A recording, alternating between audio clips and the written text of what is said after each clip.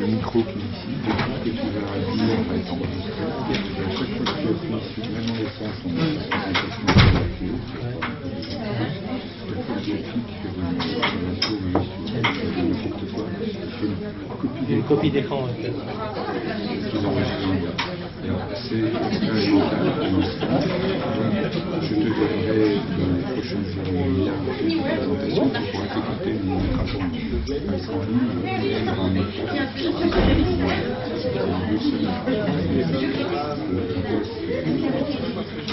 Et donc à la fin de la présentation, c'est que je pense que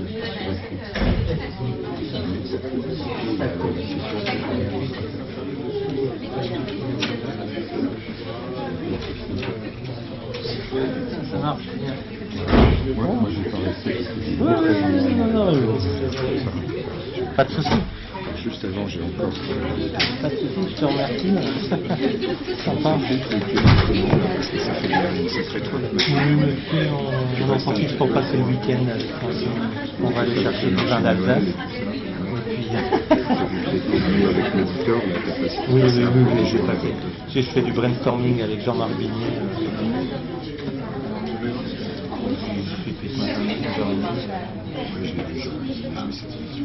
J'ai encore quelques attestations de présence. Est-ce qu'il y a quelqu'un qui souhaite? C'est tout. D'autres personnes? C'est le moment ou jamais, parce que pour cette fois-ci, il n'y aura pas d'autre occasion. Je vous les... Alors, il y en a qui c'est celle d'hier, je pense, qui était déjà signée. Position, ou déjà les autres? Il n'y a pas d'autres nouvelles à faire. Je vais vérifier, sinon j'en signe une ou deux d'avance et puis c'est bon. C'est bon. Vous aviez aussi déjà la chose peut-être? Donc tout à l'heure,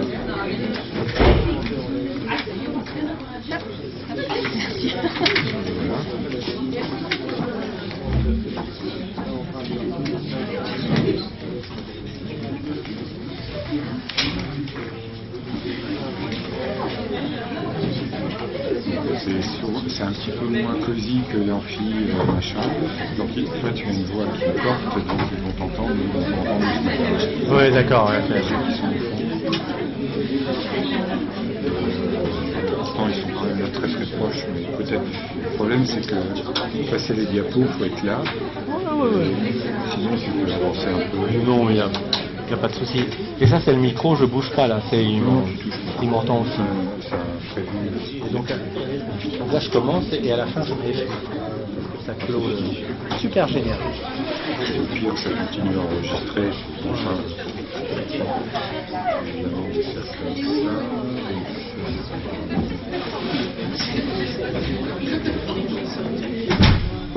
75.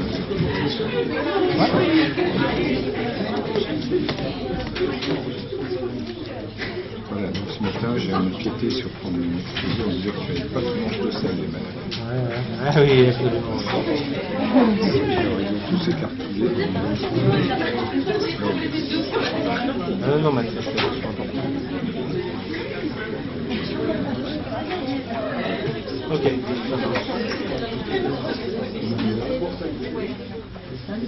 Bon. A priori, tout le monde est là. Ça va, il y a un petit peu de fumée qui sort des oreilles. On va dire. Alors maintenant, vous voyez pourquoi les sessions ne durent que 2 jours. Parce que vous ne serez pas capable de finir le 3e. Je vous le dis parce qu'il y a quelques années, c'est ce qu'on avait fait. On avait fait des sessions de 3 jours. Je peux vous dire que le 3e jour, tout le monde était épuisé. Donc on est passé à 2 jours, ce qui semble être un assez bon compromis quand même. Et 1 mois pour métaboliser tout ce qu'on vous donne là, c'est peut-être pas trop. Voilà.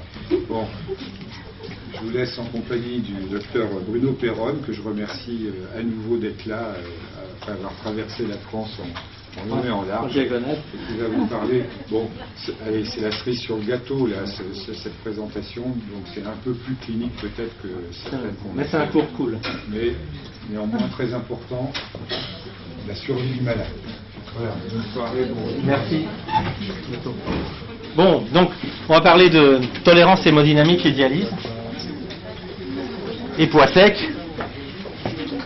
En fait, le problème, c'est Le problème, c'est la filtration. Et bien sûr, la filtration entraîne des problèmes d'instabilité hémodynamique si elle est fixée de manière inappropriée. Bon, ça tombe sous le sens. Mais même si elle est fixée de manière appropriée, elle peut provoquer des épisodes d'hypotension si elle est importante et si le temps disponible est réduit, c'est-à-dire s'il y a un taux de filtration horaire qui est élevé. On a tous dans les centres des gens pour lesquels on dit UF horaire, il faut qu'elle soit inférieure à 1 kg, à 900 grammes, à 800 grammes heure. Quand j'ai commencé à travailler, il y avait encore pas mal de séances à 9 heures à 9 heures de temps de dialyse. Il est clair qu'en 9 heures de temps, on peut étaler à peu près n'importe quelle perte de poids, on n'aura pas des problèmes. Avec des séances de 4 heures et des pertes de poids qui avoisinent les 4 kilos, on peut avoir des problèmes même si le poids cible du patient est fixé de manière appropriée. Alors, on en est encore jusqu'à présent, peut-être ça va changer, on le verra tout à l'heure, à fixer un poids de référence auquel se raccrocher pour déterminer combien de poids on va filtrer au cours de la séance. Et c'est ce poids de référence, moi j'aime bien cette expression-là parce que ça recouvre la réalité. On appelle ça poids sec ou poids de base, hein, on sait tous ça. Alors on va commencer par un peu de sémantique. Je vous présente le comte Alfred Korzybski, qui est le théoricien de la sémantique générale et qui disait volontiers la carte n'est pas le territoire. C'est un jour, en voulant programmer un mouvement de cavalerie, son escadron de cavalerie est tombé sur un fossé qui a été creusé pendant la nuit pour des travaux et qui n'était pas prévu sur la carte. La carte n'est pas le territoire. De la même manière, le poids de base n'est pas le poids du malade. Et là où on parle couramment de poids de base, il faut plutôt parler de poids cible. Parce que quand on branche le malade, on a le problème de définir quel poids on va viser à la fin de la dialyse. Et tout l'art du néphrologue consiste à faire varier la prescription du poids cible, parce qu'il faut le faire changer, hein, c'est pas parce qu'on l'a écrit sur le cahier à la première séance qu'il va rester comme ça pendant des années. Il faut faire varier la prescription de poids cible de telle sorte qu'il soit en permanence proche du poids, du vrai poids sec du malade. Donc, on a le poids sec, c'est une entité clinique, ça n'a rien à voir avec la dialyse.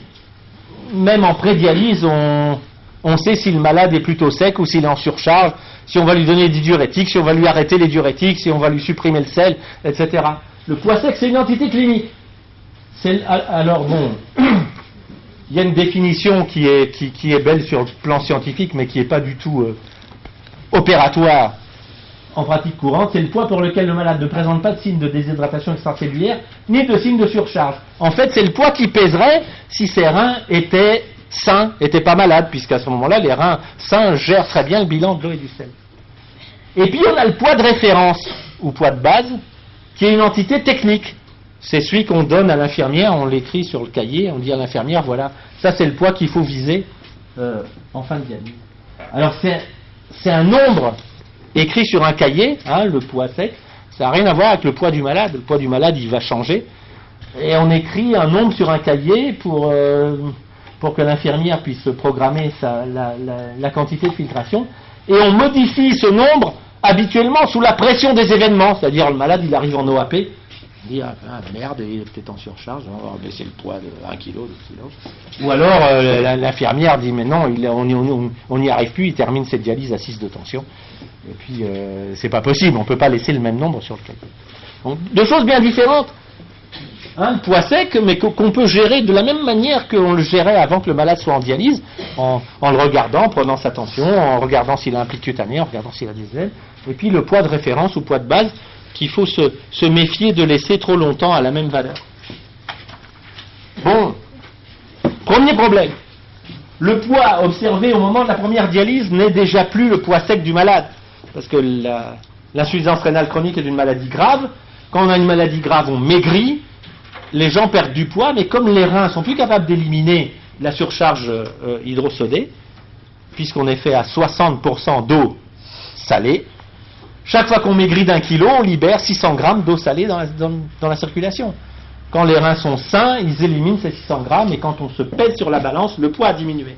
Chez l'insuffisant rénal, non, il garde ces 600 grammes, il se met en surcharge.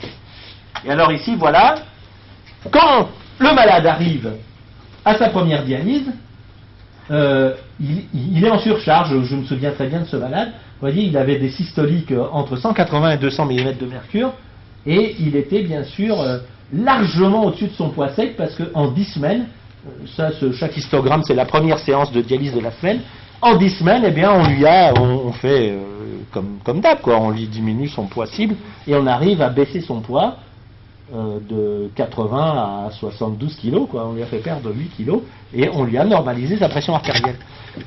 Mais si on est arrivé là, c'est qu'en fait, si on regarde la période qui a précédé, je me souviens de ce que m'a dit ce malade, parce que comme la plupart des malades, ils disent « Mais non, je ne veux pas que vous fassiez baisser le poids. » Ce à quoi moi je dis « Mais je ne fais pas baisser votre poids.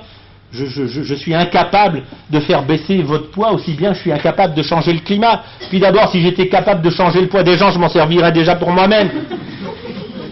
Donc, non mais 80 kilos, c'est mon poids de forme, il ne bouge pas depuis 5 ou 6 ans. Mais oui, mais le problème c'est que là, il pesait 80 kilos et c'était 80 kilos de bonhomme, et puis comme il était malade, il a remplacé des kilos de bonhomme par des kilos d'eau et de sel. Et que donc, en fait, ces 80 kilos qui étaient ici, c'était 72 kilos de bonhomme plus 8 kilos d'eau et de sel. Et que, au moment où on l'a mis en dialyse, on a pu lui enlever, parce que la dialyse est beaucoup plus efficace que les diurétiques. Alors on peut se dire, voilà, ben c'est très bien, on le met en dialyse, on arrive à son poids de base, on est content, on ne bouge plus. Le problème se répète après la mise en dialyse, malheureusement. Et voilà pourquoi il faut être toujours vigilant quant au chiffre qui est écrit, quant au nombre qui est écrit sur le cahier. Voilà l'observation d'une jeune femme qui pesait dans les 46 kilos de poids sec théorique. Et puis ici, au mois de juin 93, hop, elle est en grande insuffisance cardiaque. Bon, les cardiologues voulaient lui faire la coronarographie, la biopsie myocardique. Je leur ai dit qu'on allait attendre un peu et que j'allais la filtrer. On lui a fait perdre, au cours du mois d'août, on a réduit son poids de 5 kilos. C'est le même cas que le bonhomme qui était avant la mise en dialyse. Voilà ce qui s'est passé. Elle a maigri, mais comme ses reins ne sont pas capables de gérer son poids, et qu'on a laissé, parce qu'on n'avait pas d'éléments pour changer le nombre sur le cahier, on a laissé toujours le nombre sur le cahier à 46 kilos. Et puis voilà que, en fait, elle avait maigri et elle avait remplacé 5 kilos de bonne femme par 5 kilos d'eau et de sel. Donc le problème est récurrent. Donc, il faut retenir que le poids sec varie de façon importante. Il varie de façon rapide, en 15 jours. Et il varie de façon insidieuse. C'est pour ça qu'on parle d'amaigrissement masqué. Il varie de façon insidieuse au cours du temps.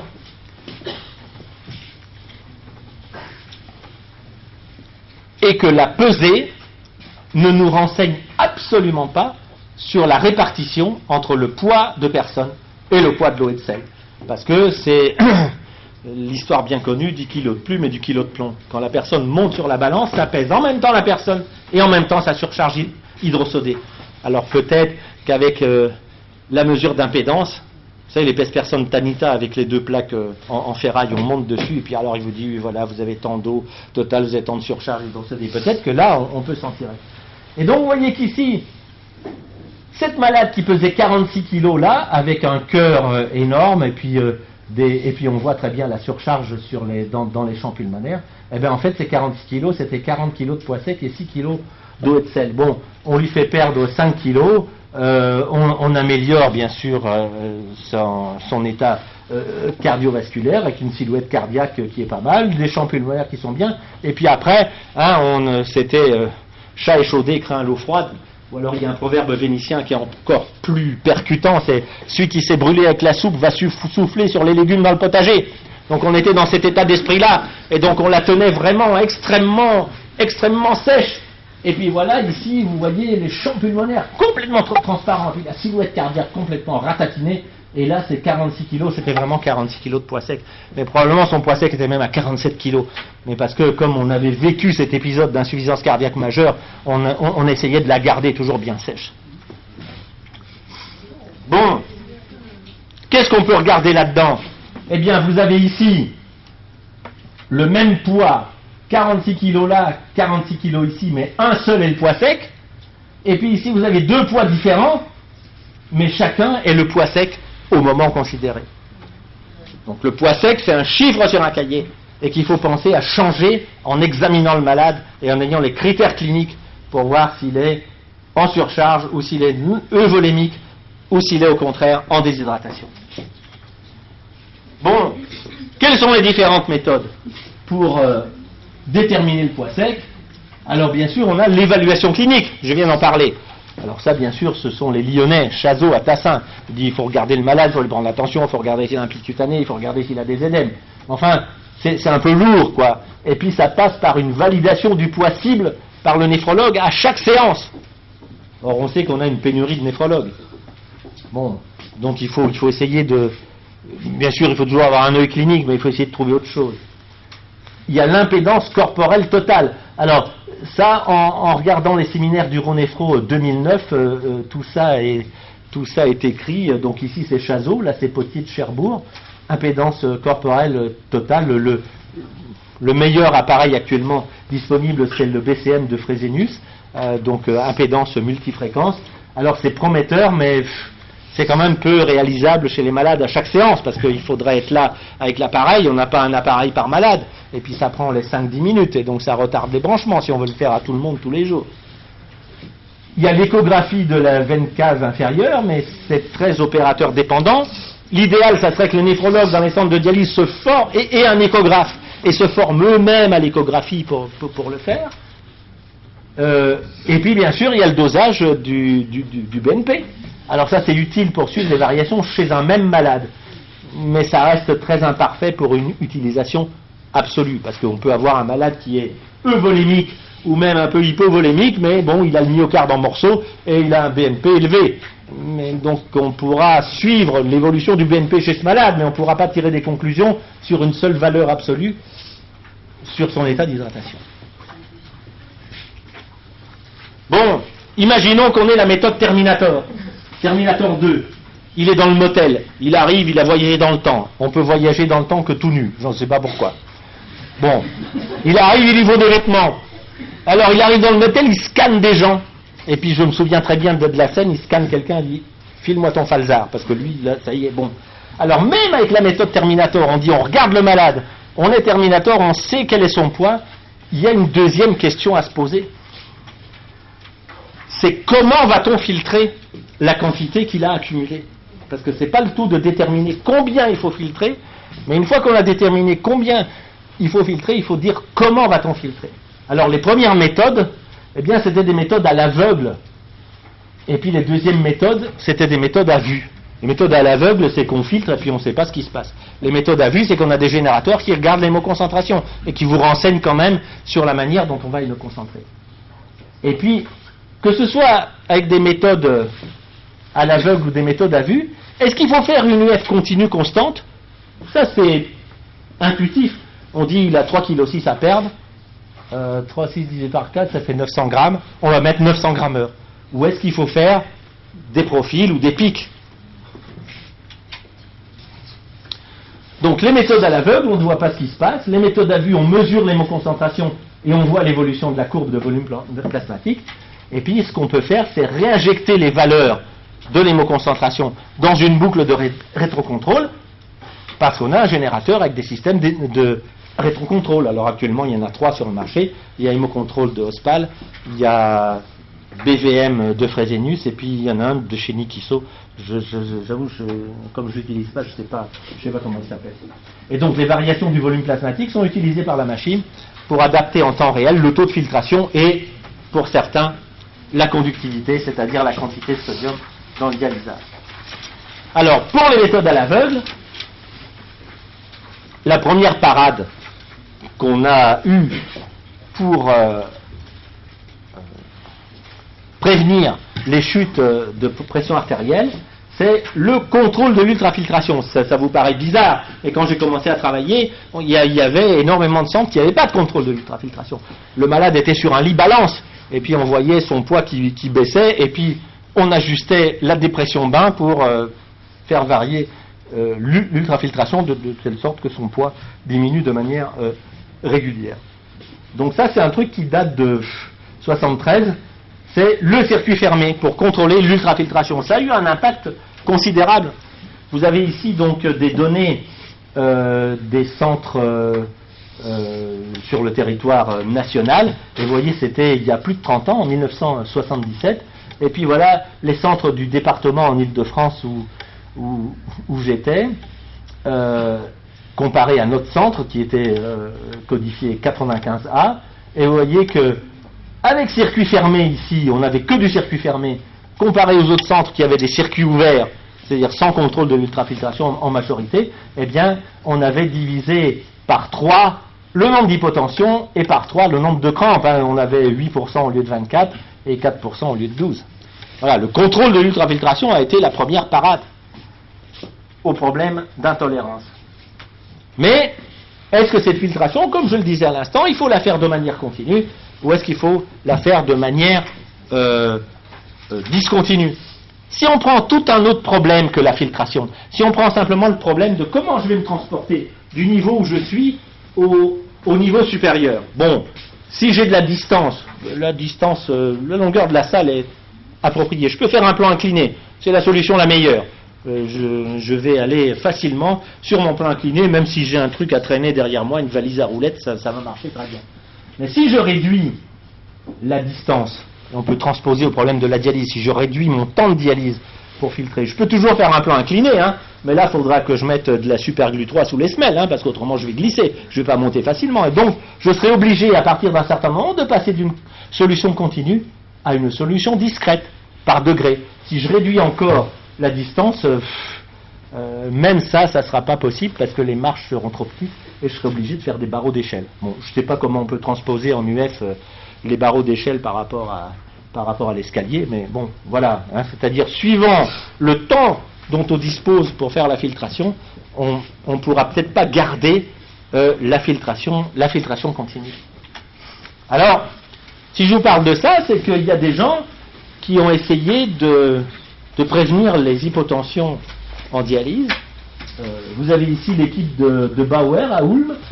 C'est une publication assez ancienne, elle a 20 ans, 1989, et il a dit, puisque les gens ils chutent, je vais filtrer pendant 10 minutes, puis après je vais arrêter 10 minutes de manière à ce que j'ai la recharge plasmatique, et puis la malade ne va pas chuter, puis je vais... Donc il a proposé une ultrafiltration discontinue par pic. Et puis il dit, regardez, ça marche. Hein, dans sa publication de 89, il dit, voilà, chez les mêmes malades, en UF continue constante, j'ai 147 hypotensions pour 330 séances, et lorsque j'ai fait la même quantité d'UF, parce que les gens ils avaient à peu près le même poids à perdre, mais de manière intermittente avec des pics, eh bien j'ai réduit à 81 hypotensions pour 330 séances. Alors on peut se dire, mais c'est une histoire de fou, ça, comment ça peut marcher? Alors on peut se dire, voilà, qu'est-ce qui se passe quand on a de l'UF par pic? On filtre pendant 10 minutes et puis on arrête 30 minutes par exemple. Et puis on se remet à filtrer. Si on regarde la courbe de la quantité d'UF, pendant le pic de filtration, la quantité d'UF monte, puis quand on arrête l'UF, la quantité d'UF, elle ne bouge pas puisqu'on a arrêté de filtrer. Et puis de nouveau, elle remonte, etc. Et donc vous avez peut-être quelque chose qui change entre les deux, c'est l'air sous la courbe. Parce que si vous faites de la filtration continue, votre quantité d'UF, elle est linéaire. Alors que si vous faites de l'ultrafiltration discontinue, vous avez de la surface en plus ici. Est-ce que c'est ça l'explication? Alors oui. Alors là, les gens habituellement disent, qu'est-ce qu'il faut voir sur cette diapositive? Eh bien, il faut voir deux choses. Déjà, ça c'est quand on a pu mesurer l'hémoconcentration par une méthode de densité. Et on s'est aperçu que chez ces deux malades, eh bien, les hypotensions survenaient à peu près pour le même delta densité qui était 6,2 ou 3, 10-3 grammes par centimètre cube. Et que, si on regarde qu'est-ce qui se passait, quand on utilisait une ultrafiltration constante continue, au moment de la chute de pression artérielle, vous voyez, c'est pas de la grosse statistique, hein, parce que ça porte sur 3 séances, mais enfin, on avait retiré 2 kilos, et quand on avait utilisé de l'ultrafiltration par pic, 20 minutes sur 50 minutes, c'est-à-dire 20 minutes de filtration et 30 minutes d'arrêt, eh bien, on avait filtré on a filtré 3 litres. Quelle était la différence ici? Eh bien, c'est que entre de l'ultrafiltration continue, constante, sur votre cycle de 50 minutes, vous aviez une aire sous la courbe, nombre sans dimension de 2,5, c'est-à-dire 5 divisé par 2, alors que si on filtrait pendant 20 minutes et qu'on arrêtait après, vous aviez une surface de 4. Et vous aviez donc augmenté votre quantité de filtration d'un facteur 1,5 parce que votre surface sous la courbe avait augmenté de 1,6. C'était pareil chez l'autre malade. Ici, on avait à peu près la même valeur du rapport du fluide OT et de la surface sous la courbe. Voilà probablement pourquoi la méthode Bauer marchait. Parce que plus de surface sous la courbe, ça voulait dire probablement plus de gradient d'hémoconcentration et plus de fluide transféré. Mais c'était encore une méthode à l'aveugle parce qu'on n'avait pas encore la courbe de ce qui se passait. Alors, bien sûr, les méthodes à vue ont apporté quelque chose. Voilà une publication d'un néphrologue autrichien, Poglitsch. Alors ça, c'était il y a 30 ans, hein, c'est déjà assez ancien. Et voilà, il avait acheté un bricolo qui n'avait rien à voir avec la médecine. C'est un densitomètre qui était habituellement utilisé dans l'industrie du vin, des spiritueux, des pétroles. C'est un truc, vous faites circuler un fluide à l'intérieur, qu'il soit liquide ou gazeux, et l'appareil vous donne la densité avec 4 chiffres significatifs derrière la virgule en grammes par centimètre cube. Et lui, il s'est démerdé pour faire circuler le sang du malade là-dedans, en stérilisant bien sûr de manière adéquate la cellule de mesure. Et il a regardé ce qui se passait. Alors, quels ont été les enseignements de la mesure de densité?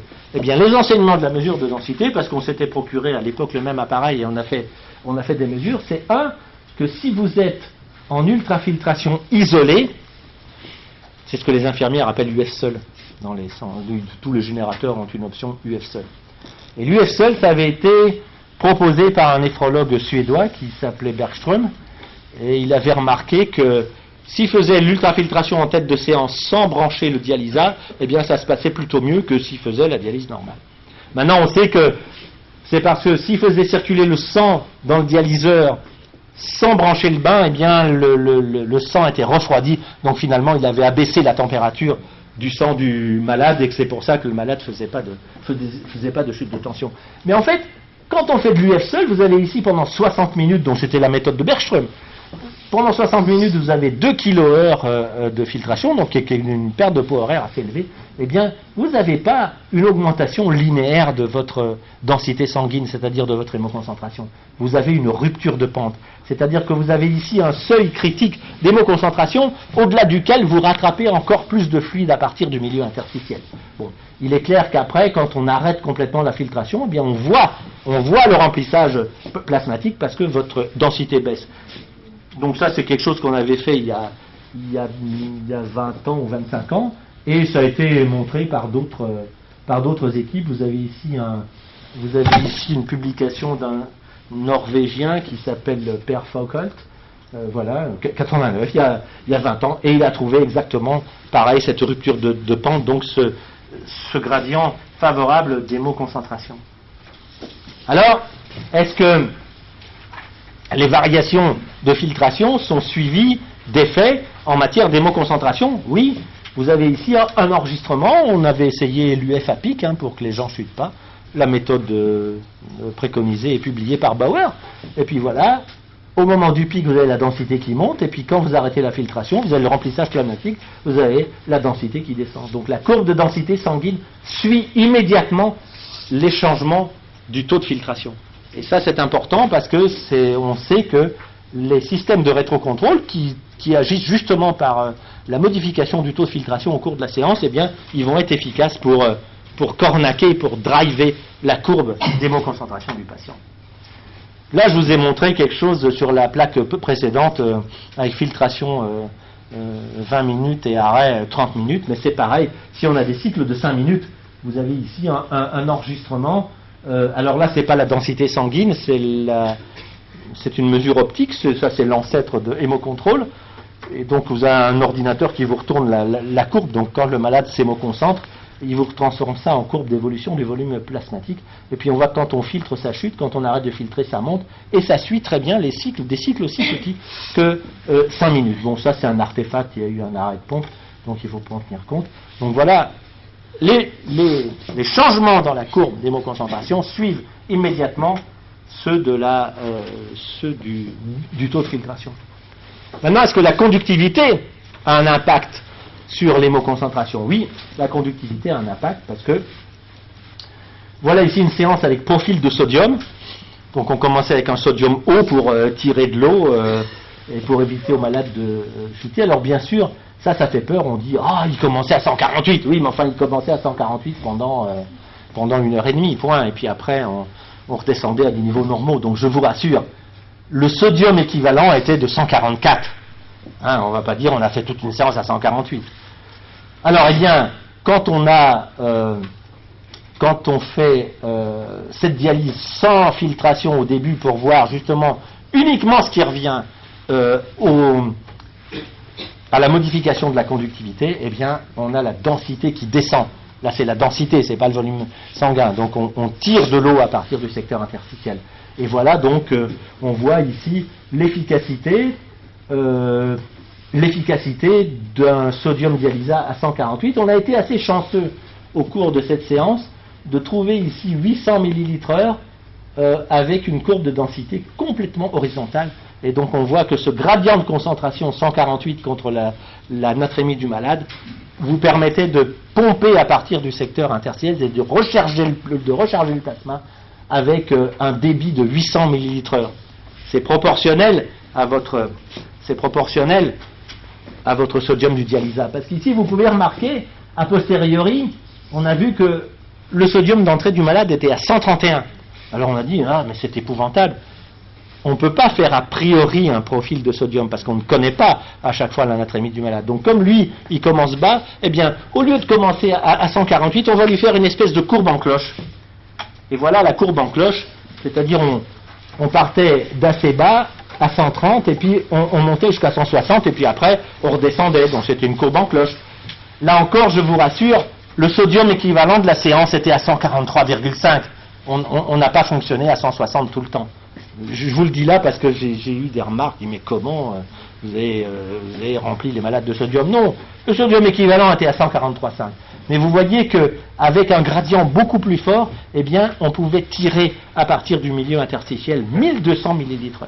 Donc le sodium est un outil très puissant, mais bien sûr, il faut toujours avoir présent à l'esprit que le sodium est un outil à double tranchant et qu'il faut savoir ce qu'on fait. C'est pour ça que sur les générateurs Integra, vous avez un système qui vous intègre à chaque moment le sodium dépensé et qui vous garantit que vous n'allez pas dépasser le sodium équivalent que vous avez prescrit, que ça soit 140 ou 142 ou 143. Donc ça reste un outil efficace, mais à manipuler avec précaution.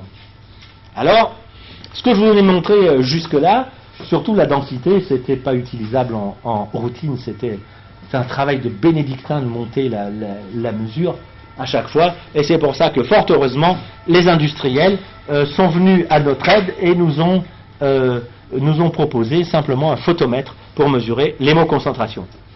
Photomètre, vous avez l'émission d'une radiation monochromatique, ça doit être dans les 900 nanomètres de longueur d'onde, calé un petit peu sur l'absorption de l'hémoglobine, et puis vous avez de l'autre côté une cellule photoélectrique, et puis forcément au fur et à mesure que vous hémoconcentrez le malade, le sang est plus épais, la lumière est moins transmise, et en première approximation, la courbe du voltage sur votre cellule réceptrice, sur votre cellule photoélectrique, en première approximation, la courbe du voltage, c'est la courbe du volume sanguin.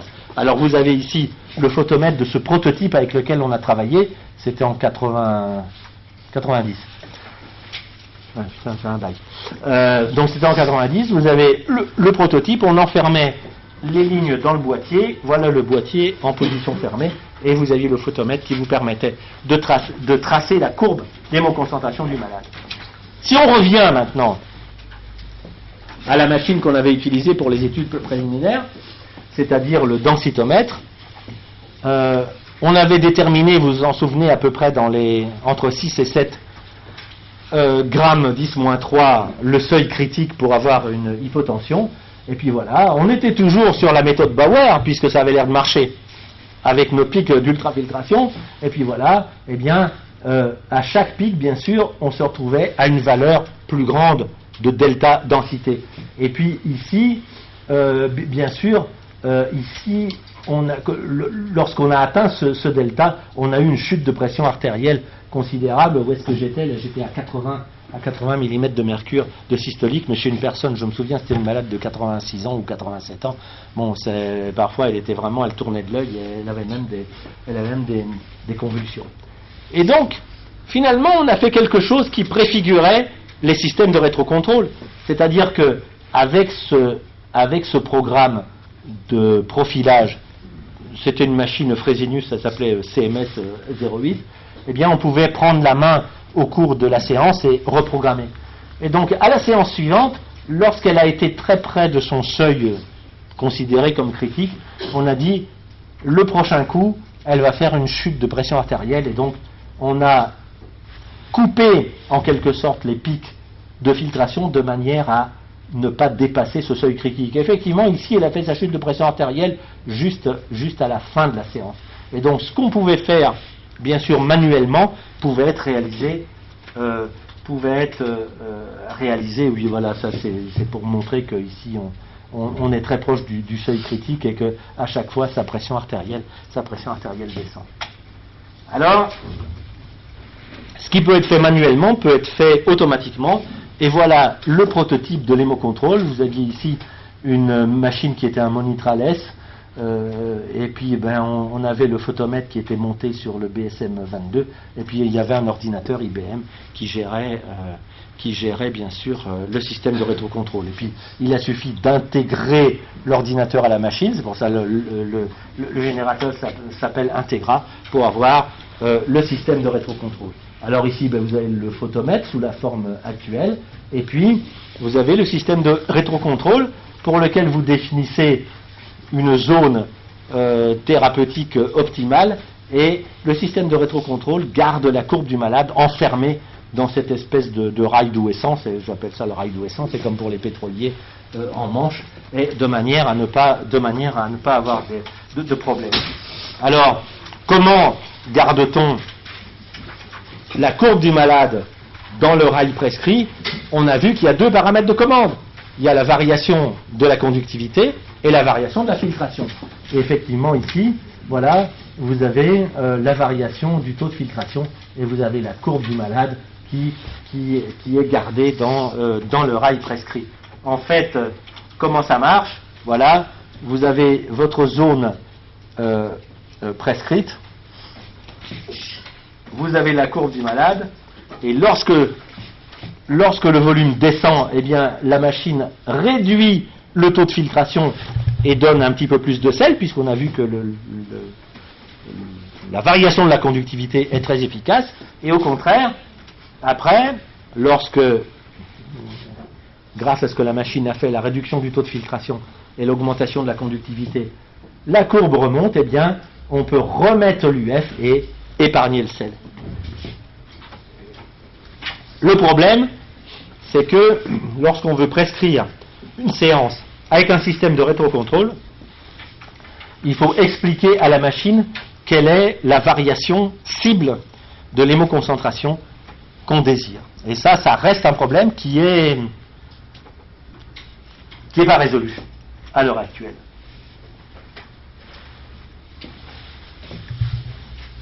D'autant que le seuil critique d'hémoconcentration, celui qui est censé représenter le risque d'hypotension, c'est une valeur qui n'a pas grand sens. C'est pour ça que je préfère delta volume ou VSR, pour parler comme les gens de Fresenius, donc une valeur cible. Pourquoi c'est difficile? Eh bien parce que les choses ne sont pas binaires. Vous avez ici une séance pour laquelle on avait estimé pour ce malade son seuil critique à moins 11%, et puis vous voyez, au bout de 120 minutes seulement, au bout de 2 heures, il avait rejoint ce seuil.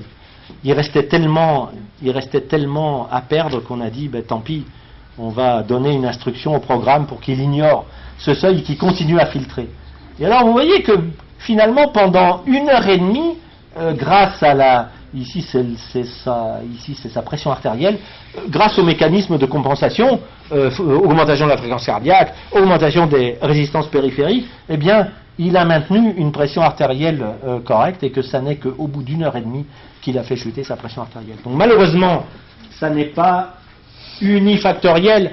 Le problème n'est pas simplement un problème de déplétion et puis voilà, il suffit de limiter la déplétion. Il y a aussi les mécanismes de compensation cardiovasculaire et chez les diabétiques en particulier, dont on sait qu'ils sont altérés, qui rentrent en jeu. Alors, malgré tout, bon, on a des générateurs avec des systèmes de rétrocontrôle. Alors, comment va-t-on déterminer la cible de variation de volume? Alors, premier problème, c'est que déjà, lorsqu'on enregistre les courbes de séance normales, eh bien, on voit qu'on a une énorme variation du point d'arrivée. C'est-à-dire que le malade, un coup, il va sortir à moins 5, un coup, il va sortir à moins 10, un coup, il va sortir à moins 15%. Alors, on peut se dire, oui, ben, c'est normal. S'il a peu à perdre, la recharge plasmatique va courir plus facilement après la filtration, et s'il a peu à perdre, ben, il va sortir peut-être à moins 5. Puis le jour où il a beaucoup à perdre, ben, la recharge plasmatique va avoir plus de mal à courir après l'ultrafiltration, et il descendra plus bas. Alors effectivement, ça c'est intuitif, mais si on regarde ce modèle qu'on avait développé à l'époque, c'est un modèle hydraulique très simple, très éloigné de la physiologie, mais bon, vous avez un bac inférieur qui est censé représenter l'espace vasculaire et sur lequel vous filtrez en ouvrant le robinet, et puis vous avez un bac supérieur qui est censé représenter l'espace interstitiel, et puis vous avez ici, si le niveau baisse, donc si l'hémoconcentration augmente, vous avez un gradient d'hémoconcentration qui est représenté ici par le flotteur qui descend et qui soulève la bonde. Eh bien, au fur et à mesure que vous augmentez l'hémoconcentration, on l'a vu sur les publications, que ça soit de Foucault ou celle qu'on a faite, plus le gradient d'hémoconcentration augmente et plus vous avez de recharge plasmatique. Alors, qu'est-ce qu'il nous dit le modèle? Eh bien, il dit oui, effectivement, vous avez une relation de proportionnalité entre la perte de poids totale du malade et le point d'arrivée en delta volume. C'est-à-dire que ben, s'il a 1 kg à perdre, en prenant le modèle, il va sortir peut-être à 4%, et s'il a 5 kg à perdre, il va sortir à moins 10%. Non seulement c'est un problème de perte de poids total, mais c'est également un problème de perte de poids horaire. Parce que si vous allongez votre temps de séance, c'est-à-dire si vous divisez par 2 votre perte de poids horaire, en passant d'une séance de 4 heures à une séance de 8 heures, vous allez donner plus de facilité à la recharge plasmatique de courir après la filtration, et vous aurez un point d'arrivée beaucoup moins bas. Effectivement, en 4 heures, s'il a 5 kg à perdre, il va descendre à moins 10%, mais s'il a 5 kg à perdre en 8 heures, il va descendre qu'à moins 4%, parce que forcément, sa perte de poids horaire sera la moitié de celle qu'on a en 4 heures. Bon. Alors, est-ce que c'est vrai, ça, qu'il y a une relation de proportionnalité entre le point d'arrivée et entre la perte de poids totale? Alors, ben, on regarde, et malheureusement, on ne retrouve que chez un gros tiers des patients cette proportionnalité. Alors ici, vous avez un malade, c'est parfait, hein, il y a... quand il a 1 kg à perdre, il sort à moins 5, et quand il a 4 kg à perdre, il sort à moins 20. Et puis vous avez une linéarité, vous avez un R2 à 88, à 0,88. Donc ça veut dire que s'il a 3 kg à perdre, vous avez 88% de chance de trouver moins 16. Ça, je veux dire, avec un R2 comme ça, c'est on débouche le magnum Veuve Clicquot Ponsardin. Mais malheureusement, c'est 30% des malades, 37%. Chez les autres patients, 63%, eh bien, il n'y a pas cette relation de proportionnalité. Je ne sais pas pourquoi, pour l'instant. Et vous voyez ici que lorsqu'il a 2,3 kg à perdre, il va sortir aussi bien à moins 3% qu'à moins 10%. Ou alors, il va sortir à moins 8% qu'il ait 2 kg à perdre ou qu'il ait 3 kg à perdre. Donc malheureusement, vous avez... Et puis lui, vous voyez, il a un R2 dégueulasse. Hein, il y a il n'y a que 25% de chance que lorsqu'il a 3 kilos, il sorte à moins 8%. Donc, vous avez un tiers des malades qu'on va appeler prévisibles, où vous pouvez prévoir les choses, et 2 tiers des malades qui sont totalement imprévisibles. Et, bien sûr, les gens qui se sont intéressés à ça ont pointé ce fait, et ils ont dit, ben voilà, le monitorage du volume plasmatique est d'un usage limité dans la prévention des hypotensions, parce que le niveau critique de la réduction du volume sanguin auquel on a une hypotension dépend pour beaucoup, on vient de dire, des mécanismes de compensation cardiovasculaire. Alors en pratique quand même, eh ben, il faut arriver à se débrouiller. Et donc la manière de se débrouiller, c'est de faire 12 séances. 12 séances, ça fait 4 semaines de traitement. Et puis de déterminer les patients qui sont prévisibles, de déterminer les patients qui sont imprévisibles. Alors pour les patients prévisibles, eh bien, on met l'équation de la droite. Et puis pour les patients imprévisibles, eh bien, on calcule leur moyenne de delta volume plasmatique par kilo de poids à perdre, et puis on se débrouille avec ça, et on fait la prescription à l'infirmière. Bon, maintenant, si on ne veut pas faire les 12 séances, et que comme en planche à voile, on ne veut pas attendre d'être grimpé sur la planche pour partir, on veut faire le water start, on peut se dire que on peut partir raisonnablement avec moins 4% de réduction du volume sanguin par kilo de perte de poids, et puis après on ajuste avec la suite. Est-ce que c'est efficace? Les systèmes de rétrocontrôle ont montré quand même une certaine efficacité, avec tous les problèmes que je vous ai exposés, malgré tout, et avec l'incertitude. Et donc ici, voilà, on avait 1, 2, 3, 4, 5, 6, 7, 8, 9, 10, 12 malades, et pour la majorité d'entre eux, quand même, on a réduit considérablement les épisodes d'hypotension en utilisant un système de rétrocontrôle.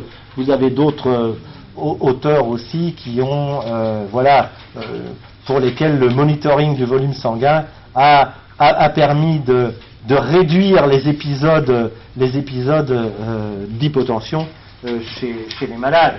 Vous avez ici aussi une autre équipe, l'équipe de Bologne, qui a mis au point également le système de rétrocontrôle hémocontrôle, et qui a trouvé une réduction de 30% des épisodes d'hypotension avec le système de rétrocontrôle.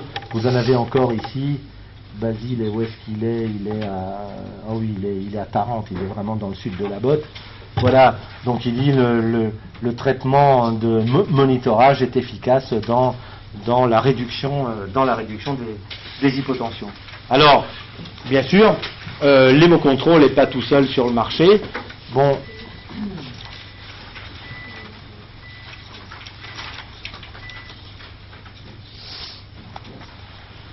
Et pas tout seul sur le marché. Bon, je ne connais pas celui de Nikiso, je n'ai pas eu l'occasion de l'utiliser, mais vous avez Fresenius, qui au lieu d'utiliser un système de photométrique, utilise la propriété qu'ont les ultrasons de voir leur vitesse changer suivant la densité du milieu dans lequel ils se propagent. Vous avez ici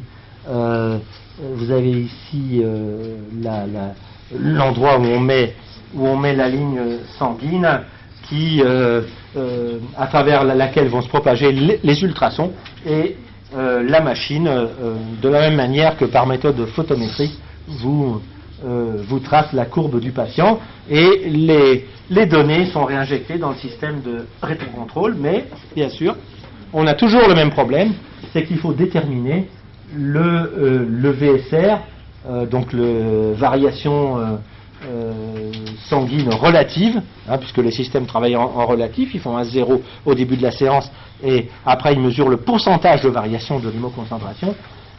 Alors, sur les modes d'emploi du générateur 5008, on vous parle de VSR critique, mais je vous ai montré que c'est une notion qui n'est pas très précise, et c'est pour ça qu'il faut parler plutôt de VSR cible. Parce que le VSR cible, pourquoi? Parce que c'est celui que l'infirmière va rentrer dans la machine, c'est celui que vous prescrivez lorsque vous utilisez un système de rétrocontrôle. Et ça reste pour l'instant un problème non résolu. Alors, on a essayé de voir qu'est-ce qu'on pouvait tirer de ces systèmes de rétrocontrôle et du système donc BVM en particulier. Ça, c'est un travail qui a été fait par Dr Saïd à Saintes. Et donc on a pris chez les gens le poids avant séance, le poids après séance, le gain de poids par rapport à la séance précédente, leur poids de référence, et puis on a regardé la perte de poids programmée au début de la séance, la perte de poids réalisée en fin de séance, parce qu'on sait que c'est pas du tout la même chose. Souvent on dit ben voilà, on l'a pesé le malade, il a 4 kilos à perdre, et puis les circonstances font qu'on ne va pas maintenir ces 4 kilos parce qu'il chute, parce que etc. Et on change cette perte de poids. Et puis une autre notion qui est complètement différente, parce que l'ultrafiltration enregistrée sur la machine est une chose, et la différence de poids qu'on va constater sur la balance est complètement une autre chose. Alors on a retrouvé les autres courbes, les autres droites de régulation que je vous ai montrées, c'était des travaux d'il y a 15 ou 20 ans. Eh bien, on a retrouvé que c'est pour moins de la moitié des patients, là on a retrouvé 41% des patients, qu'on a une prévisibilité entre la variation de volume sanguin et la perte de poids. Alors ici, bon, les hémocontrôles, il part de 0 et puis il va dans les pourcentages négatifs. Les Allemands, peut-être pour se démarquer, ils partent de 100 et puis ils vous disent on est à 96%, à 90%. Donc ça, ici, 96, c'est l'équivalent de moins 4% sur un hémocontrôle et 90, c'est moins 10%. Enfin, je veux dire, c'est pareil, la courbe est la même. Ici, le malade est prévisible. Lorsqu'il a 2 kilos à perdre, il va être à 88, c'est-à-dire à moins 12% de variation du volume sanguin. Et pour la majorité des patients, 59%, autant dire 60% des patients, on a quelque chose de complètement imprévisible. Pour l'instant, je ne suis pas capable de vous dire, je n'ai pas la réponse, savoir pourquoi 2 tiers des patients sont imprévisibles et 1 tiers des patients est prévisible. Ouais, 60%, c'est plus près de 2 tiers. Voilà. Bon, qu'est-ce qu'on a trouvé? Eh bien, déjà, la perte de poids finale, effectivement réalisée, est souvent pas la même que la perte de poids initialement prescrite, puisque dans un quart des séances, on avait réduit de 1 demi-kilo, et pour 15 séances, sur 278, on avait réduit considérablement. Et puis, la perte de poids totale sur la balance était souvent différente de la perte de poids finale de la machine. Si on résume ça d'une manière moins mathématique, dans une séance sur 4, la perte de poids totale finale est différente de celle qu'on avait initialement programmée, donc dans une séance sur 4. Dans une séance sur 3, la perte de poids mesurée par la balance ne correspond pas à celle affichée par la machine, mais ça c'est normal. La différence de poids, enfin le bilan du poids n'est pas l'image de la filtration effectuée par la machine. Vous avez les pertes sudorales, vous avez parfois les malades qui pissent encore pendant leur séance, qui vous demandent le pistolet, vous avez les gens qui ont eu la diarrhée, les gens qui ont eu le petit goûter, enfin donc voilà. Et dans une séance sur 2, le poids de fin de dialyse est différent du poids sec théorique. Donc question, est-ce que ça sert encore à quelque chose de peser les malades? Alors, cette question, le poids de sortie est souvent différent du poids cible. Voilà, on avait fait une statistique quand j'étais encore en Île-de-France. Sur 150 séances en été, on avait pris l'été exprès parce que les pertes sudorales étaient assez importantes. Eh bien, on avait un écart supérieur à 200 grammes pour 61% des séances et un écart supérieur à 500 grammes, 1,5 kg, pour 12,5% des séances. Donc, vous voyez que même si on a déterminé la cible d'une manière appropriée, c'est pas du tout garanti qu'en programmant une certaine quantité de filtration, on va arriver à la cible en termes de poids. Alors, la pesée du malade, en plus, surtout maintenant avec l'âge croissant, est exposée à de multiples causes d'erreur. Moi, je vois chez nous à Saintes, les infirmières, surtout pour les malades du soir, qui sont les gens autonomes, alors elles pèsent le repas, enfin elles pèsent le plateau avant, le plateau après. Alors il y a le malade qui arrive avec les brancardiers, donc on le pèse avec sa chaise, puis il est sur le lit, puis on ramène la chaise, puis on pèse. Alors après, s'il y a une divergence, on dit oui, mais t'as pas laissé le drap. Alors c'est les infirmières avec les brancardiers, t'as mis le drap, t'as enlevé le drap, mais non, puisque je dis j'ai pas enlevé. Bon, enfin c'est effrayant. Et c'est pareil ici, voilà, avec les brancards, hein, il y a l'infirmière qui regarde le poids, puis est-ce que ce pull devait être mis là, est-ce que le pull devait être enlevé, j'en sais rien. Et l'ambulancier, c'est pareil. Est-ce que tu as laissé la couverture? Est-ce que tu as enlevé la couverture? C'est quelque chose d'épouvantable. Le poids. Quand je vous dis, est-ce que c'est normal de peser les malades? Mais regardez déjà la variabilité du poids chez le sujet sain. Alors ça, je vous garantis, ça c'est mon poids sur 3 jours. Mon poids sur 3 jours. Jour 1, jour 2, jour 3. Matin, soir, matin, soir. Mais vous avez une amplitude de plus de 1 kg. Plus de 1 kg sur 3 jours. Et ici, sur 6 mois, ça c'est mon poids, tous les dimanches matins, vous avez une amplitude de 2,6 kg. Mais c'est normal, parce que si vous êtes sorti, vous n'avez pas bu, etc., vous êtes un peu déshydraté. Si vous êtes passé là où le roi va tout seul, vous pouvez avoir un écart de 500 ou 600 grammes. Bon, ben voilà. Donc, si vous voulez, la variabilité est tellement grande qu'on dit, faut-il vraiment un poids cible fixe chez les dialysés? Mais moi je dis non. Pourquoi il faudrait un poids fixe chez un dialysé alors que chez le sujet normal, il n'y a pas un poids fixe? Donc, il nous faut nous rendre à l'évidence. La pesée ne donne pas de renseignements pertinents sur le poids sec. Est-ce que la mesure de l'hémoconcentration peut nous renseigner sur le poids sec? On va revenir à cette observation de la jeune femme qui avait l'insuffisance cardiaque ici. Et peut-être que là, on va se rendre compte que l'hémoconcentration va nous renseigner sur le poids sec. Si vous regardez la différence entre ici, où elle était en état normal, et là où elle avait l'insuffisance cardiaque. Si on regarde ses protides avant-après, après on reprend les résultats d'analyse, mais les résultats d'analyse, vous faites son bilan une fois par mois, puis vous récupérez les résultats 2 jours après. Enfin, à l'époque, on les récupérait 2 jours après. Maintenant, on a l'ordinateur qui vous les donne 2 ou 3 heures après, mais à l'époque, c'était pas le cas. Bon, alors on voit quand même que ici, elle avait une protidémie d'entrée à 76 et de sortie à 97, et donc un delta de 20 grammes par litre de protide, alors qu'ici, où elle avait l'insuffisance cardiaque, elle était manifestement diluée, avec seulement 62 d'entrée et un delta de 10 grammes. Après, lorsqu'on l'a maintenue complètement sèche, vous voyez, on la faisait, c'était monstrueux, on la faisait sortir à 108 grammes. Parce qu'on avait été tellement échaudé par cette histoire d'insuffisance cardiaque. Et donc là, on avait retrouvé à peu près la protidémie d'entrée d'ici, mais on avait un delta de 30 grammes et plus.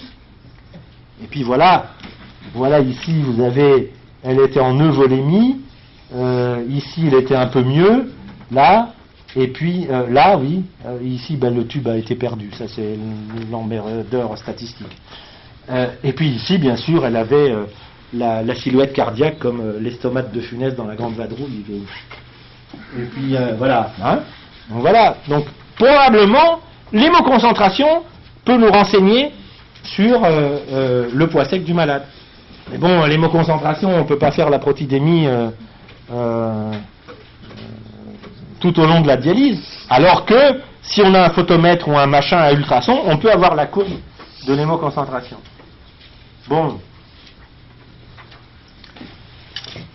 Et alors voilà, bien sûr, cette idée, elle est partagée par la communauté néphrologique. Vous avez ici De Vries en Hollande qui dit voilà, le monitoring non invasif, oui, c'est non invasif puisqu'il y a un photomètre extérieur ou des ultrasons, est relié avec le poids sec.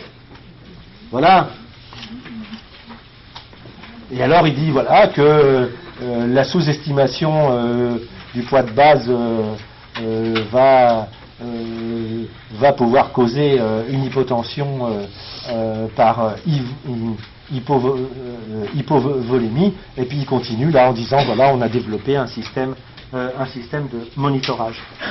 Alors ça, effectivement, on l'a expérimenté, et si on reprend notre petit modèle, si le poids sec est fixé trop haut, c'est-à-dire il faudrait qu'il soit plus bas, c'est-à-dire le malade est en surcharge, eh bien, en fait, il a ici une grande hauteur de fluide dans son espace interstitiel, et à hémoconcentration égale, eh bien, il aura un taux de recharge important. Et c'est ce qui s'est passé voilà. Et dans ce cas-là, si on utilise un hémocontrôle, eh bien, la courbe du malade va être la plupart du temps vers le bord supérieur de la zone prescrite. On sera en avance en termes de perte de poids et de delta volume. Eh bien, il faudra à ce moment-là augmenter la perte de poids totale initialement prescrite. C'est ce qu'on a fait chez cette personne. Vous voyez, c'est une jeune femme qui pesait 47 kg, 47 kg et demi, et qui avait des pressions artérielles systoliques entre 200 et 220 mm de mercure, avec 5 classes thérapeutiques d'antihypertenseurs, et comme on en connaît tous dans les centres où on travaille, ah non, c'est pas possible de lui diminuer le poids, elle chute, elle crampe, elle pleure, c'est impossible de lui diminuer le poids. Alors ça, quand le néphrologue dit il faut diminuer le poids, on ne le croit pas, mais quand c'est l'ordinateur qui dit il faut diminuer le poids, alors là, bien sûr, on le croit, et bien vous voyez que séance après séance, en tenant compte de ce que je vous ai montré sur la plaque précédente, on a augmenté la perte de poids totale initialement prescrite, et sur 35 séances, 35 séances, ça fait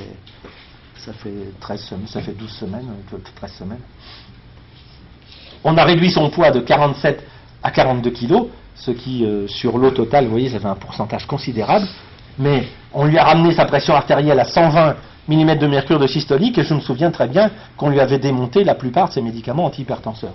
Alors je m'en veux toujours de ne pas avoir eu l'idée de montrer ça sur la plaque, combien elle avait d'antihypertenseurs ici et combien là, mais mon ami Roland Winkler de Rostock, il l'a fait, et lui sur 6 semaines, vous voyez qu'avec hémocontrôle, il a réduit le poids de ses malades de 600 grammes, et il a diminué d'une classe thérapeutique les antihypertenseurs.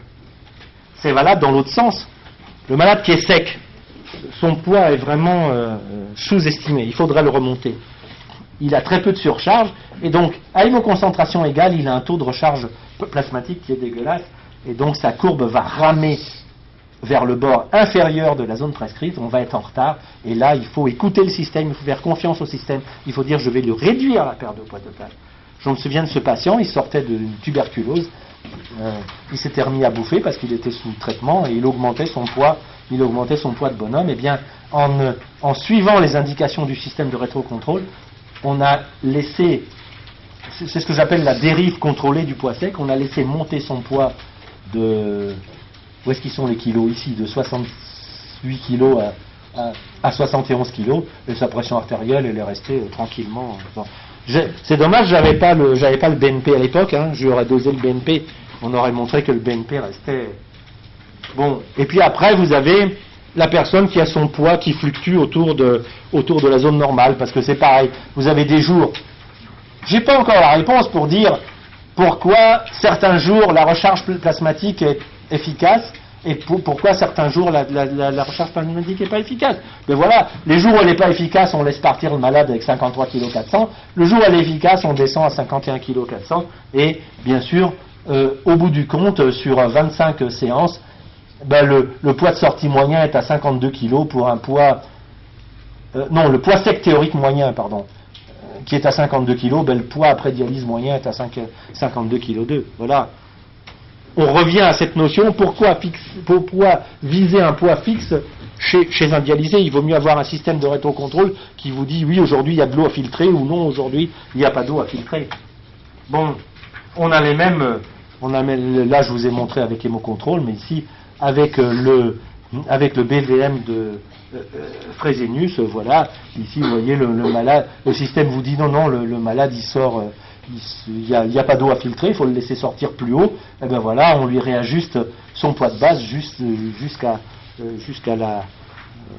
la faire coïncider les données du système avec le poids du malade. Donc, est-ce qu'il faut aller jusqu'à relativiser l'importance de la pesée en dialyse? moi je pense que la pesée en dialyse, il faut l'abandonner. Est-ce qu'un système de rétrocontrôle basé sur la mesure de l'hémoconcentration peut nous renseigner sur la quantité à filtrer à chaque séance sans peser le malade? Alors vous avez ici, voilà, bon ça c'est fait avec hémocontrôle, vous voyez que c'est sur 51 séances, hein, ça fait 4 mois de traitement, et là on avait vraiment pris le taureau par les cornes, on avait mis une perte de poids forfaitaire de 2,5 kg par séance, quel que soit le poids officiel à perdre du malade. Bon, bien sûr, on a continué à peser le malade pour voir, et puis à l'examiner de très près pour voir si ça tenait la route. Donc 2,5 kg, et bien sûr, vous voyez, 2,5 kg, alors que les pertes de poids totales théoriques s'échelonnaient entre 2,4 kg et 4,8 kg. Hein. Et puis le système, il détectait tout seul s'il y avait de l'eau à perdre ou pas. Et vous voyez que le poids de sortie du malade a fluctué gentiment autour du poids sec théorique et sans qu'il y ait de surcharge hydrosodée. Même j'étais assez content du résultat, puisqu'on avait 769 de BNP au début et qu'on était à 319. Bon.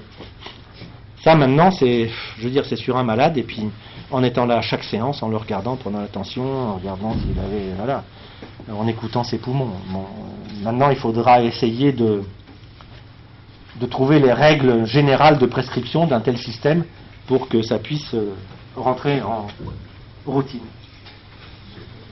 Alors pour terminer ce cours, on va regarder qu'est-ce qui reste à comprendre quand même dans ces histoires de poids sec et d'hémoconcentration. Alors d'abord, il y a cette notion de réduction de volume en fonction de la perte de poids totale. On a vu malheureusement seulement un gros tiers des malades est prévisé, c'est-à-dire à une proportionnalité bien nette et claire entre la perte de poids totale ou horaire, c'est la même chose, ils sont quasiment tous à 4 heures. Et puis le delta volume. Alors, on a dit, à propos de 2 observations, hein, voilà une personne de 80 kg, on a calculé son eau plasmatique,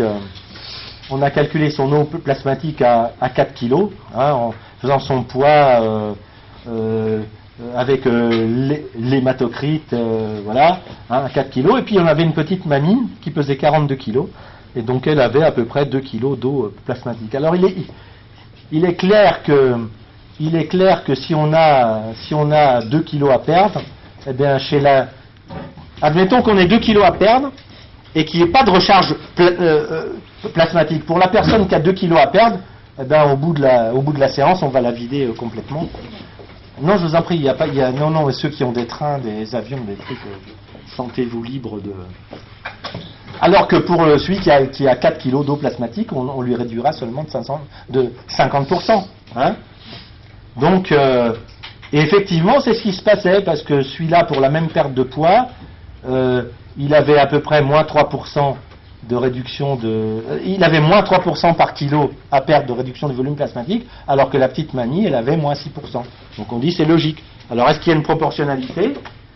Alors là, on était très content, oui, effectivement, voilà, le delta volume par kilo à perdre est corrélé à l'eau plasmatique avec un R2 qui était à 78%. Et malheureusement, l'année suivante, on a voulu refaire une campagne de mesure et on a trouvé un R2 dégueulasse. Voilà. Je ne sais pas pourquoi. Même ça, si vous voulez, c'est pas... je ne sais pas pourquoi on ne retrouve pas à chaque fois cette relation de proportionnalité qui pourtant est éminemment intuitive. Alors, on s'est dit, oui, mais attends, c'est peut-être pas l'eau, parce que le secteur où on tire, c'est le volume sanguin central. Et avec l'appareil transonique que vous devez connaître, on a mesuré le volume sanguin central. On dit, parce que l'endroit où on tire, c'est le volume sanguin central. Est-ce qu'il y a une proportionnalité alors entre ce delta VP par kilo de perte de poids total ou perte de poids horaire et la taille du volume sanguin central? Peine perdue, vous avez un R2 dégueulasse, donc on range la bouteille de Veuve Clicquot Ponsardin. Bon. Maintenant, l'autre question qu'on peut se poser, c'est pourquoi le delta volume est-il aussi variable? Alors, On a ici l'espace vasculaire, on a la sortie, le paramètre de sortie est habituellement bien maîtrisé puisqu'on travaille tous avec des machines, avec un maîtriseur de filtration. Et le paramètre d'entrée, pour remplacer dans l'espace vasculaire ce qui est sorti par l'ultrafiltration, le paramètre d'entrée, c'est le remplissage plasmatique. Alors celui-là, bon, on ne le maîtrise pas. Il est fonction des caractéristiques du patient. Alors, qu'est-ce qu'on peut regarder sur ce remplissage plasmatique? On a approximé le volume plasmatique comme on l'a fait tout à l'heure. On a dressé la courbe pour chaque malade, la décroissance linéaire du volume plasmatique pour le cas où il n'y a pas de remplissage plasmatique. Et puis, on a échantillonné la courbe de volume plasmatique et comparé la réduction de volume par rapport à cette pente de décroissance sans remplissage. Et donc, si on est plus haut, ça veut dire qu'il y a eu un remplissage. Si on est juste sur la courbe, c'est qu'il y a remplissage zéro. Et si on est en dessous de la courbe, c'est même qu'il y a eu une vidange. C'est-à-dire, non seulement il n'y a pas eu de remplissage plasmatique, mais peut-être pour des facteurs osmotiques, d'urée ou de sodium, il y a même de l'eau qui est repartie vers le secteur cellulaire. Et donc, on a demandé aux étudiants qu'on avait en stage, aux étudiants de l'Institut Polytechnique Saint-Louis, de nous dresser la courbe du remplissage plasmatique. La courbe du remplissage plasmatique, le modèle, celui que je vous ai montré à 2 bacs, il me dit, c'est simple, au temps zéro, vous avez zéro remplissage plasmatique, puis au fur et à mesure que vous filtrez, que vous installez un gradient d'hémoconcentration, le remplissage plasmatique augmente, et puis après, il se stabilise. C'est pour ça que les courbes de volume sanguin, elles ont toutes la même tête, elles finissent par se stabiliser. Et alors, effectivement, je vous ai montré ce que le modèle nous prédit, et les étudiants, ils ont mesuré le remplissage plasmatique. Effectivement, au temps zéro, on a zéro, et puis ça met à peu près 60 minutes à arriver à la vitesse de croisière. Bon, très bien. Alors, voilà, si je regarde ma courbe de décroissance du volume sanguin, eh bien forcément, au début ça descend, et puis après ça se stabilise. Ça se stabilise parce que simplement le volume de remplissage plasmatique il monte, et puis après il finit par se stabiliser à une certaine valeur. Alors là, il m'avait fait les calculs pour 16 valeurs, c'est-à-dire toutes les 15 minutes. Puis heureusement, l'Integra vous donne une valeur de volume plasmatique toutes les minutes. Écoutez, une séance de 4 heures, ça fait 240 minutes. Je voudrais voir une courbe avec 240 valeurs. Aucun problème, on vous fait ça pour demain. Et vous voyez que lorsque vous resserrez votre échantillonnage, eh bien vous n'avez plus du tout cette courbe intuitive. Vous avez quelque chose de complètement délirant. Vous avez une courbe complètement chaotique de votre remplissage plasmatique. Alors il y a d'autres personnes qui ont trouvé ça, en particulier des gens de Trieste, Hensman et Pancetta, je les connais. Paolini, c'est un ingénieur de chez Ospal d'Asco Italie qui a été à l'origine de l'hémocontrôle. Et à partir de cette courbe, en échantillonnant, c'est pareil, ils ont dit, mais c'est n'importe quoi. Lorsqu'on fait un échantillonnage extrêmement serré, on a une courbe chaotique au lieu d'avoir cette courbe qui monte. Mieux que ça, non seulement on a trouvé la courbe chaotique, mais on a trouvé 2 types de courbes. C'est-à-dire que chez certains patients, on a trouvé des courbes à amplitude élevée, et chez d'autres patients, on a trouvé des courbes à amplitude étroite. Bon, on peut se dire, oui, ok, d'accord. Et alors? Ça a une signification mathématique. Si on quitte la médecine et qu'on va dans une petite PMI qui fabrique des ressorts, voilà une PMI qui fabriquait des ressorts. Alors ils disent, mais c'est épouvantable parce que suivant les arrivages de fils d'acier qu'on enroule autour de mandrins pour faire le ressort, soit les ressorts sont de taille fixe, les clients sont contents et ils nous refont une commande, soit les ressorts sont de taille variable, les clients gueulent, ils veulent qu'on les rembourse, on ne se servira plus jamais chez vous. Donc ils demandent à un mathématicien, Ian Stewart, je vous conseille ce bouquin qui est merveilleux, Dieu joue-t-il au dé, alors chant Flammarion 98, mais sur Amazon vous allez le trouver.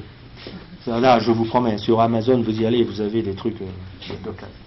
Et alors lui, il dit, bon, je vais m'atteler au problème. Et alors son éclair de génie, c'est qu'il a dit, on vient de voir des séries temporelles de recharge plasmatique.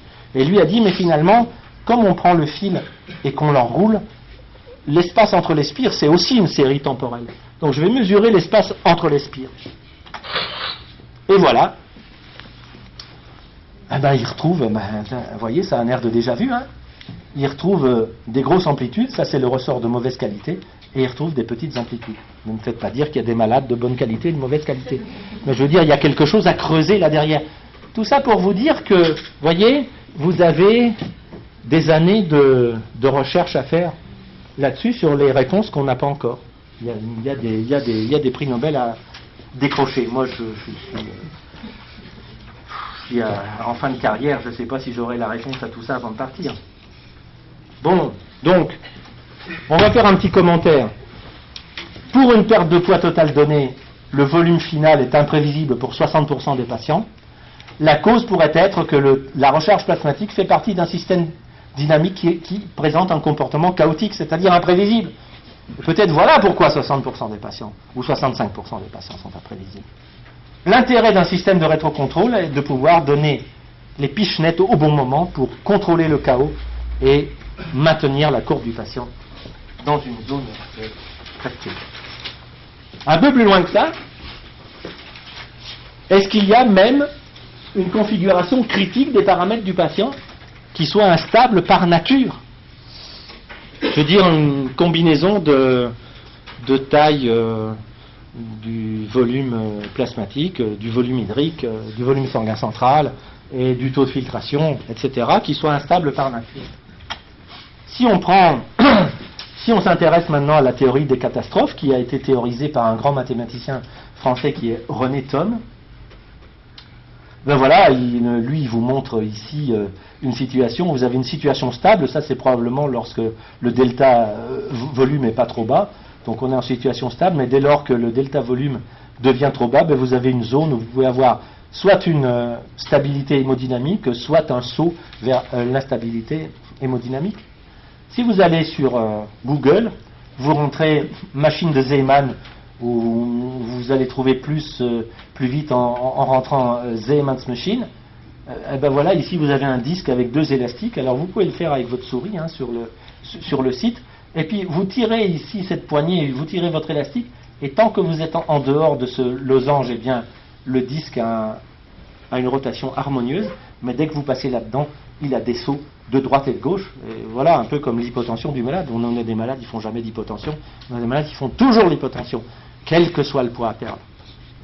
Là encore, si vous voulez, c'est bon, il y a peut-être des raisons liées à la structure du malade qui font qu'il est plutôt hypertension prone, comme on dit, comme disent certains auteurs dans certaines publications. C'est quelque chose qui m'a toujours gêné, les hypertension prone. C'est un peu la vertu dormitive de l'opium. Je veux dire, bon, il est comme les autres, on est en train de le vider, il a des mécanismes de compensation.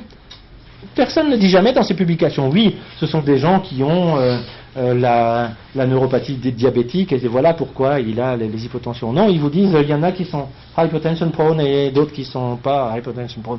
Et voilà, je veux dire, est-ce que c'est quelque chose comme ça? Vous voyez, ça c'est toutes des réponses que nous n'avons pas encore. Bon, à quoi servent les systèmes de rétrocontrôle? Ils sont vendus par les commerciaux comme la solution ultime aux hypotensions de dialyse. Ça n'est pas vrai. C'est le discours du boulet et de la cuirasse. On dit on fait le bateau cuirassé et puis il y a un mec qui invente un projectile encore plus pénétrant et qui va faire couler le cuirasse. Alors on fait une cuirasse plus grosse, mais il y a toujours le boulet plus gros. C'est pareil, je veux dire. Vous pourrez toujours trouver un malade qui a le myocarde et les coronaires plus en morceaux que le précédent et qu'avec tous les systèmes de rétrocontrôle de la création, vous n'arriverez pas à lui éviter les chutes de pression artérielle. Alors, la mesure en ligne de concentration, si elle est utilisée dans une boucle de rétroaction, est souvent présentée comme la solution aux hypotensions, c'est pas vrai. Elle servira à mieux gérer le poids sec. Ça j'y crois beaucoup plus. Et à arrêter de peser les gens. Parce qu'en plus, je veux dire, la paranoïa de certains malades qui s'il a s'il a 100 grammes d'écart avec le poids qui est écrit sur le cahier, il se met à trépigner et à hurler en disant presque rembourser la séance. Enfin, c'est effrayant. Bon, donc les systèmes de rétrocontrôle, en fait, c'est comme la planche à voile. Il y a bien un mode d'emploi, mais il faut se faire sa propre expérience. Il n'y a personne qui peut nous dire, t'as qu'à mettre les paramètres comme ça, puis tu vas boire un café, jouer au golf. Tu reviens à la fin de la dialyse, le malade, il est plus beau, il est plus jeune, il est moins malade. Il n'a même plus besoin d'être dialysé. Ça n'est pas vrai non plus. Est-ce que tous ces efforts qu'on a fait dans le développement technique, est-ce qu'ils sont productifs? Oui, ils sont productifs, bien sûr. Moi, j'ai un âge qui me permet de faire état de... J'ai commencé à travailler en 73, et donc qui me permet de faire état de plus d'un quart de siècle, ou plus d'un tiers de siècle d'activité. Vous avez ici une statistique 1976-2003. Ouais, c'est ça, ça fait 27 ans, ça fait plus qu'un quart de siècle. Et puis vous voyez, ça j'étais là toujours dans le même centre, en Ile-de-France, et puis vous voyez la consommation de haricots, où les gens ils vomissaient. Vous savez, quand j'ai commencé à travailler, c'était le deuxième cercle de l'enfer. Au bout d'une demi-heure de dialyse, tous les malades étaient la tête en bas, les pieds en l'air, et puis il y avait la noria des haricots avec les infirmières. Regardez, 10 500 haricots pour 5000 séances. Alors que là, 1500 haricots pour 10 000 séances. Et encore, hein, là, les haricots, je voyais bien, hein, c'était pour mettre le portable. Bon, non, mais sans rire. Même. Bon. Et alors, dernière chose, si vous voulez, parce que bon, vous avez les gens, oui, mais tout ça, ça coûte cher. Et puis, les Allemands, ils ont que 500 € par semaine, toutes séances confondues. Et ils sont aussi bien soignés, etc. Oui, ils sont aussi bien soignés. Mais enfin, si vous voulez, l'écueil à éviter, c'est la McDonaldisation de la dialyse, c'est-à-dire, voilà, vous avez le bicarbonate, la polysulfone à 10 balles, et le KT sur V urée à 1,2. Voilà, je vous remercie de votre attention. On peut venir c'est calibré il y a 7 minutes et demie pour les questions.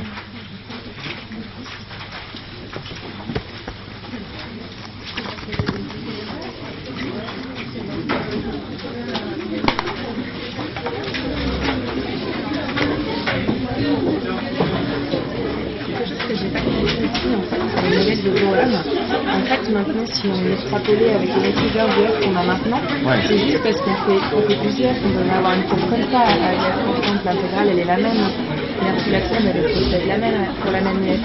Qu'on fasse des paliers, des plateaux UF. Non, parce que ici vous partez de 0, ouais. Et là vous avez UF 1 litre. Donc là vous allez de 0 à 1 litre. D'accord. Alors que là vous montez d'un coup et vous arrêtez, vous montez d'un coup. Et on arrive à la même UF au final, c'est en fonction de l'UF qui représente ça. D'accord. C'est la quantité d'UF. La quantité d'UF. D'accord. Voilà. Mais je ne l'explique que comme ça, le système Bauer. Donc c'est une histoire de tout.